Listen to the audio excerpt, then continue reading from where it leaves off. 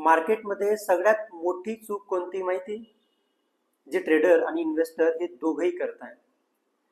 Setup नसताना forcefully trade करणं. Yes, market म्हणजे लॉटरी तिकीट नाहीये. तर तुम्हाला पेशन्स हवं. एक लेवल ठरवा, तुमचे रूल्स बनवा की मी ह्या लेवलला एंट्री करणार जिथं माझा लॉस हा कमी होणार आणि प्रॉफिट झाला तर तो खूप मोठा होऊ शकतो. याला म्हटलं जातं सेटअप. असं केलं तर 3 गोष्टी होणार. एक, तुमचं ओव्हर ट्रेडिंग होणार नाही, म्हणजे ब्रोकरेज कमी जाणार. दुसरं, तुमच्या मिस्टेक्स रिपीट होणार नाही, म्हणजे लॉस कमी होणार. आणि सगळ्यात महत्त्वाचं, तुमचा स्ट्रेस कमी होणार.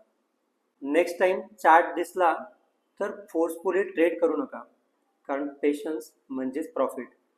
आणि हा रील त्या मित्राला शेअर करा जो ग्रीन म्हणजे बाय आणि रेड दिसलं म्हणजे सेल करतोय.